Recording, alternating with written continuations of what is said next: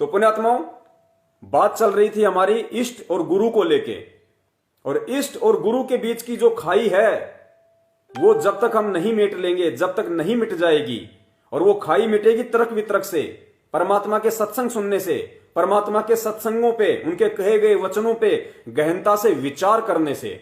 और विचार आज हमें करना पड़ेगा, नितांत आवश्यक है। और वही विचार करवाने के लिए परमात्मा ने अपने सत्सेवक बच्चों को शंका समाधान प्रोग्राम के लिए चुना है, निमित्त बनाया है।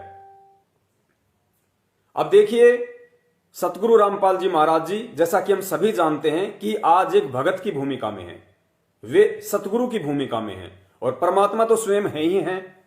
हम रोज नित्य नियम में परमात्मा की वाणी भी पढ़ते हैं कि साहिब से सतगुरु भय और सतगुरु से भय संत, और धर धर विशाल वेश अंग खेलय आदि और अंत।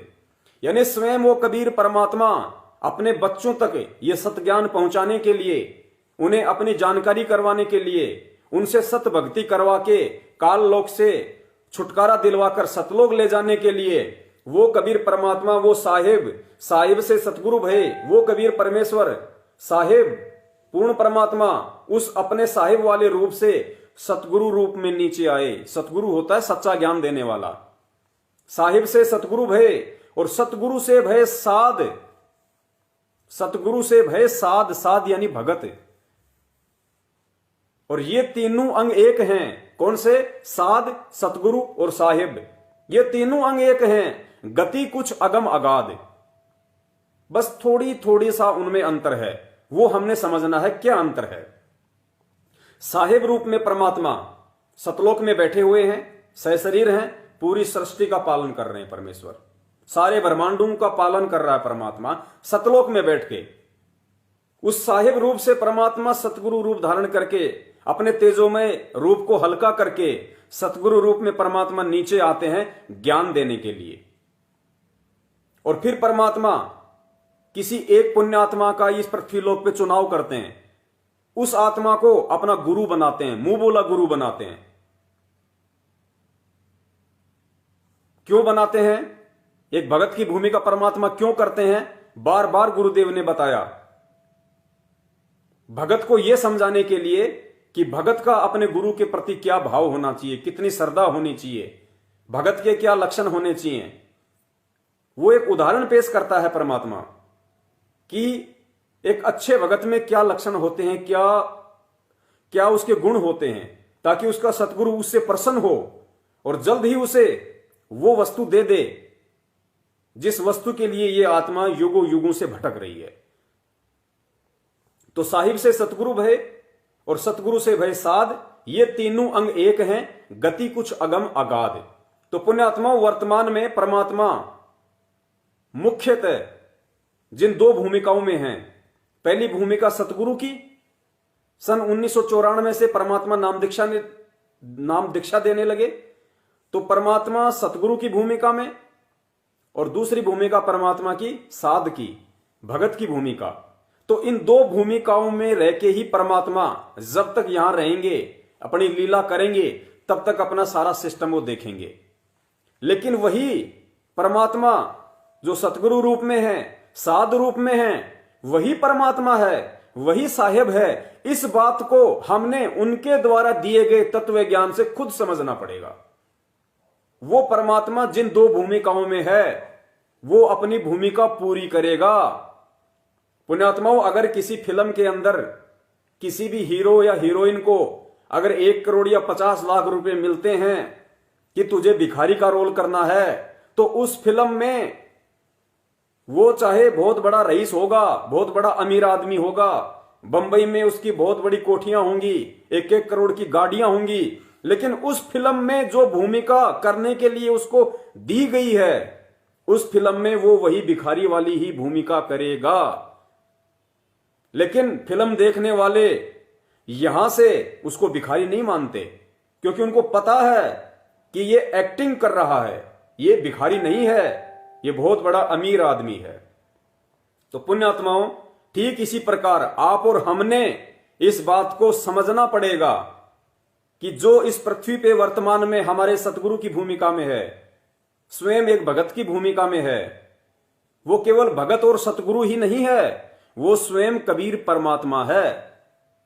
इस बात को परमात्मा ने अपने सत्संगों के माध्यम से हमें समझाने का खूब प्रयास किया। मालिक ने अपने सत्संगों में इतने संकेत किए, इतने इशारे किए, उन इशारों को आज हमने समझना पड़ेगा। ठीक है, हम नहीं समझ पाए, सभी के इतने मजबूत भक्ति संस्कार नहीं होते, लेकिन परमात्मा ने बताया कि साध संगति की जरूरत इसलिए पड़ती है कि तुम अपने उन संस्कारों को मजबूत कर सको।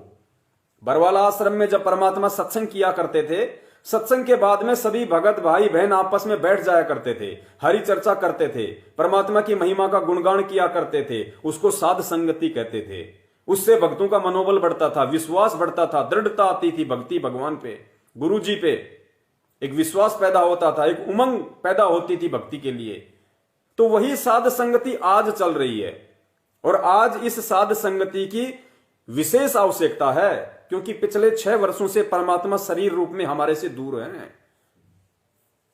तो वो सभी आत्माएं आपस में जीवित रहें, एक दूसरे से जुड़ी रहें, भक्ति और भगवान पे विश्वास बना रहे। इसके लिए ये परमात्मा ने सार्वभौमिक आदेश दे रखा है कि जो पुराने भगत हैं, जिन पे परमात्मा ने अपने तत्व ज्ञान की थोड़ी बहुत दया कर रखी है, ये उनकी जिम्मेदारी है अपने भगत भाइयों को संभाल के रखने की, अपने भगत भाइयों को संपर्क में रख के और परमात्मा के विषय में जानकारी देने की, उनकी छोटी से छोटी और बड़ी से बड़ी शंकाओं के समाधान की, ताकि उनको कोई अड़चन पैदा ना हो, उनको कोई भी काल एजेंट, कोई भी भक्ति से दूर जो इंसान है वो उनको भ्रमित ना कर सके, परमात्मा से दूर ना कर सके। तो कितने इशारे किए परमात्मा ने, आज उन्हीं इशारों के बारे में हम बात कर रहे हैं। और इस वीडियो को आपने विशेष तौर से देखना जरूरी है। दास ने पहले ही कह दिया कि ये वीडियो भले लंबा हो सकता है, लेकिन इस वीडियो को आपने एंड तक देखना है और शेयर भी करते रहना है। और जब ये वीडियो समझ में आ जाएगा तो पुण्यात्मा इस वीडियो के अंत में जो फॉर्मूला है वो भी समझ में आएगा। और भले ही आज हमारा वीडियो चाहे कितनी बार डिस्कनेक्ट हो जाए, पहले वाला डिस्कनेक्ट हो गया उसको हम जोड़ देंगे, अगर ये भी डिस्कनेक्ट हो गया हम तीसरा शुरू करेंगे लाइव, आप लोग तुरंत जुड़ जाना। आज हमने वीडियो कंप्लीट करना है तो करना है, चाहे काल भगवान कितनी भी बाधा उत्पन्न क्यों ना करे। तो परमेश्वर ने सत्संगों में अपने विषय में जो जानकारी दी है, जो संकेत किए हैं, आज हमने उन संकेतों को समझना पड़ेगा। तो देखिए, अगला जो संकेत दिया है परमात्मा ने सत्संग के माध्यम से, उसमें परमात्मा ने क्या बताया है। एक मुश्किल से 2 मिनट का सत्संग, और 2 मिनट के सत्संग में परमात्मा ने 4 टॉपिक इतने इंपॉर्टेंट बता दिए। 2 मिनट के सत्संग में 4 टॉपिक, और चारों के चारों टॉपिक ये साबित करते हैं कि परमात्मा के क्या लक्षण हैं, परमात्मा के क्या गुण होते हैं, और परमात्मा कौन है। पहला, परमेश्वर ने इसमें बताया कि अपनी महिमा बताने के लिए परमात्मा को इस काल लोक में स्वयं ही आना पड़ता है। जैसा कि पहले भी दास ने बताया था कि उस परमात्मा के अलावा जो सबसे ऊपर है, और गुरुजी ने क्या बताया हमें गीता जी पढ़ाते समय, कि बेटा कभी भी अपने बाप की डेट ऑफ बर्थ नहीं बता सकता, और बेटे को उसके बाप की डेट ऑफ बर्थ उसका दादा बताता है। तो पुण्यात्माओं, वो सबका जो दादा है कबीर परमेश्वर, जो सबसे ऊपर है, जिसकी जानकारी किसी को नहीं है, तो उसकी जानकारी यहां का कोई भी प्राणी नहीं दे सकता है। उस दादा ने स्वयं ही यहां पे आके अपनी और अपने विधान के विषय में जानकारी देनी पड़ती है। पहला टॉपिक इस ऑडियो में ये। तो इस टॉपिक से साबित होता है कि आज अपने द्वारा रची गई सृष्टि की जानकारी देने के लिए स्वयं वो दादा इस पृथ्वी पे आया हुआ है। किसका दादा? ब्रह्मा विष्णु महेश जी का दादा, क्योंकि ब्रह्मा विष्णु महेश जी की उत्पत्ति काल से हुई है, और काल का बाप कौन है? कबीर परमात्मा। इसलिए परमात्मा ने दादा कहा कि कौन ब्रह्मा का पिता है, कौन विष्णु की मां, शंकर का दादा कौन है? तो शंकर का दादा कौन? कबीर परमात्मा।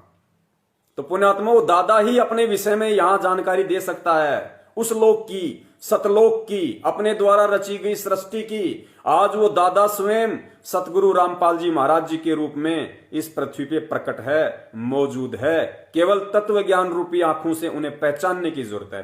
पहला टॉपिक ये। दूसरा टॉपिक इसमें है कि परमात्मा मानव शरीर में आता है। गुरुदेव ने भी बताया कि परमेश्वर जब भी यहां आते हैं तो एक मानव का चोला धारण करते हैं। फिर परमात्मा यहां क्या बता रहे हैं इस ऑडियो में, हमें समझाने के लिए कि भाई जब परमात्मा इस लोक में एक मानव शरीर धारण करके आता है तो हम जो जीव हैं हम उस परमात्मा को मानव ही समझ लेते हैं। तो पुण्यात्माओं, ये गलती आज 70% संगत कर रही है। परम पूज्य सतगुरु रामपाल जी महाराज जी जो एक मानव रूप में आए हुए हैं, उनको मानव समझकर, कहते हैं ना, गुरु को मानुष जो गिने करे चरणामृत को पान, ते नर नरक में जाएंगे जन्म जन्म होए समान। और गुरु मानुष कर जानते वो नर कहिए अंध, ओए दुखी संसार में आग गए यम की फंद। ये वाणियां आदरणीय गरीबदास जी महाराज जी ने बोली हैं। और वाणियां क्यों बोली हैं? वाणियां इसलिए बोली है कि जब वो परमात्मा इस पृथ्वी पे आएगा एक मानव शरीर में, तो कुछ जो आत्माएं हैं जो अज्ञानता में, मूर्खता में, नादानी में, देखा देखी में उस परमात्मा को मानुष समझेंगी, अपने जैसा मनुष्य समझेंगी। तो पुण्यात्माओं, ये गलती अब हमने नहीं करनी है। तो परमेश्वर यहां इशारा कर रहे हैं इस ऑडियो में कि परमात्मा जब यहां आते हैं तो मानव शरीर धारण करके आते हैं, लेकिन हम उनको एक मानव ही मान लेते हैं। दैट्स मीन अब हमने उनको मानव मानने की भूल नहीं करनी। ये परमात्मा इस ऑडियो में समझाना चाह रहे हैं, जो आगे आप सुनेंगे। तीसरा पॉइंट इस ऑडियो में है कि परमात्मा अजन्मा होता है। अजन्मा मतलब परमात्मा का कभी किसी मां से जन्म नहीं होता। सतगुरुदेव जी अपनी तरफ इशारा कर रहे हैं इस ऑडियो में कि परमात्मा अजन्मा होता है, स्वयंभू, स्वयं प्रकट होता है। आगे परमात्मा ने बताया कि संत भगत भी होता है और संत रूप में परमात्मा भी आ जाता है। मतलब परमेश्वर ने यह बताया कि संत रूप में जो संत होते हैं वो भगत को भी कहा जाता है संत। और साथ ही गुरुदेव क्या कह रहे हैं कि भाई संत रूप में परमात्मा भी आ जाता है। तो आज हम क्या कहते हैं? संत रामपाल जी महाराज, संत रामपाल जी महाराज। तो भाई उस संत रूप में आज वो परमात्मा आया हुआ है। भाई मैं आया हुआ हूं, ये परमात्मा हमें समझाना चाह रहे हैं। अब सुनिए आप ये ऑडियो, और इस ऑडियो में जो 4 टॉपिक हैं दास एक बार दोबारा से रिपीट कर देता है ताकि जब आप ये ऑडियो सुनोगे तो आपको ध्यान रहेंगे। और पुण्यात्माओं, परमात्मा का कोई भी शब्द अनायास नहीं होता, ये पूर्ण परमात्मा है। परमात्मा अगर सौपन में भी कोई शब्द निकाल रहा है तो पुण्यात्मा वो गहरा शब्द है। अनायास परमात्मा एक शब्द भी नहीं निकालता। तो परमात्मा के जब हम सत्संग सुने तो हमने एक एक शब्द को गहनता से सुनना है।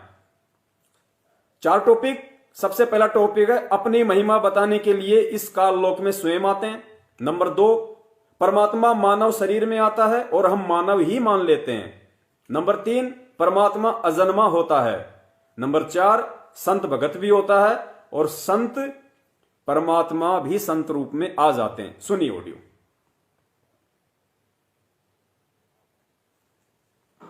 परमात्मा स्वयं ही अपनी महिमा बताने के लिए इस काल के लोक में आते हैं और वो अपनी एक लीला करते हैं। परमात्मा अजन्मा है, कभी परमेश्वर का कोई जन्म नहीं होता। जब भी वो इस काल के लोक में आते हैं वो सहज शरीर आते हैं और सहज शरीर ही चले जाते हैं। यहाँ कुछ समय के लिए एक मानुष जैसी लीला करते हैं, एक मनुष्य जैसी लीला करते हैं। मनुष्य का जीवन जैसे एक मानव अपनी क्रिया करता है, यहाँ वो ऐसी ही क्रिया करते हैं।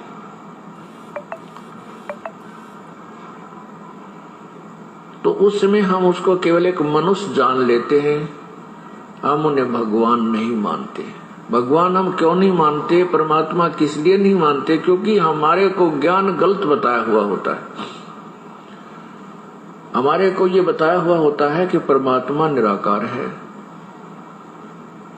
वो सर्वव्यापक है, कण कण में विद्यमान है। परमात्मा मनुष्य शरीर में नहीं होता।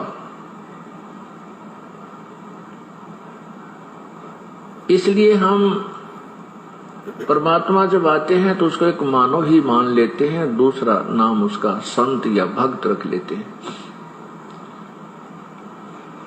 संत मनुष्य भी होते हैं और संत की भूमिका में प्रभु भी आ जाते हैं। अब क्या बताते हैं, संत परमात्मा, संत भगत भी होते हैं और संत की भूमिका में परमात्मा भी आ जाते हैं। तो परमेश्वर यहां ये संकेत कर रहे हैं कि भाई संत की भूमिका में मैं आया हुआ हूं।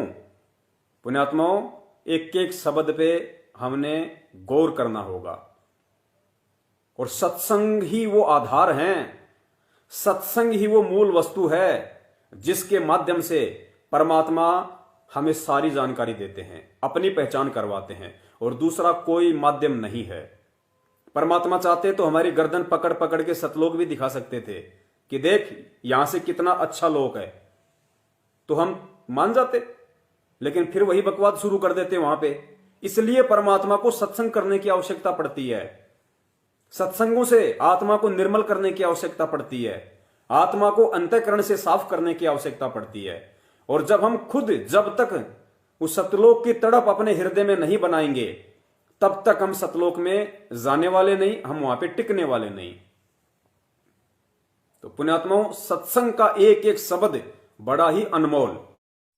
तन मन शीस ईस अपने पे, तन मन शीस ईस अपने पे, पहले में चोट चढ़ावे जब कोई राम भक्त गत पावे हो जी, जब कोई राम भक्त गत पावे हो जी।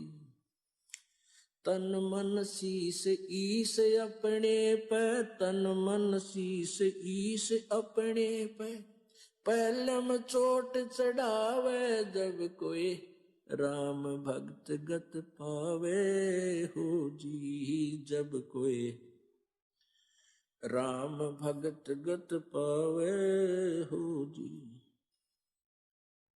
भाई सतगुरु तिलक अजप्पा माला, युक्त जटा रखवावे, सतगुरु तिलक अजप्पा माला, युक्त जटा रखवावे। जत को पीन सत का चोला, भीतर बेख बनावे जब कोई राम भगत गत पावे हो जी, जब कोई राम भगत गत पावे हो जी। भाई लोक लाज मर्याद जगत की, तृण ज्यों तोड़े बगावे, लोक लाज